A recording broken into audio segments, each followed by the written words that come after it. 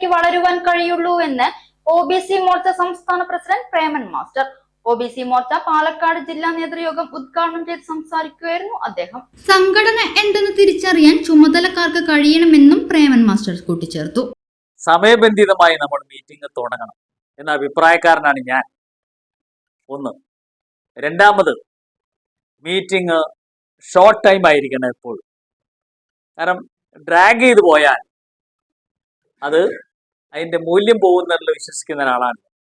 പറയാനുള്ളത് സമയബന്ധിതമായി പറഞ്ഞ് പോയിന്റ് മാത്രം പറഞ്ഞു പോകേണ്ട ഒരു കാലഘട്ടത്തിലൂടെയാണ് നമ്മൾ കടന്നു പോകുന്നത്. കാരണം പ്രസംഗം കേട്ട് നന്നാകുകയാണെങ്കിൽ നമ്മളെ പാർട്ടി നമ്മളെ ആൾക്കാർ എത്രയോ കാരണം അത്രമാത്രം പ്രസംഗം കേട്ട് വളർന്നവരാണ് നമ്മളല്ലേ.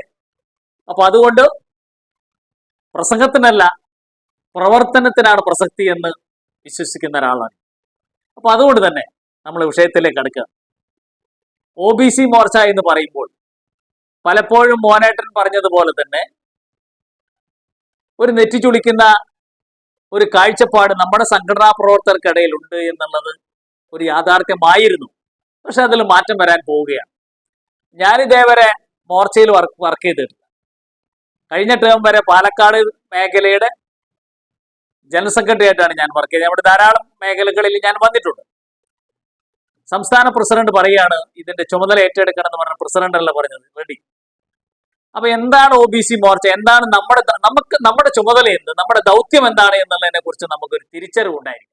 ഭാരതീയ ജനതാ പാർട്ടി ഒറ്റപ്പാലം ജില്ലാ കമ്മിറ്റി ഓഫീസിൽ നടന്ന ജില്ലാ നേതൃയോഗത്തിന് OBC മോർച്ച പാലക്കാട് ജില്ലാ അധ്യക്ഷൻ മോഹനൻ അധ്യക്ഷത വഹിച്ചു.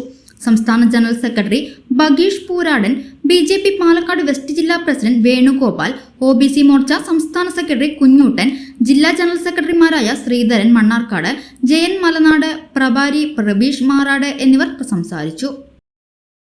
സൗജന്യ വൈഫൈ കണക്ഷൻ അങ്ങനെ വരാൻ വഴിയില്ലല്ലോ. ഫ്രീ മോഡം ഇൻസ്റ്റലേഷൻ ചുമ്മാ. സത്യാടോ, എന്റെ വീട്ടിൽ ഈ കണക്ഷനാ. തന്നെയും വിശ്വാസമില്ല. അല്ല, കേരള വിഷൻ. കേരള വിഷനിലേക്ക് സ്വാഗതം. ഇപ്പോൾ വൈഫൈ കണക്ഷൻ എടുക്കാം ഫ്രീ ആയി.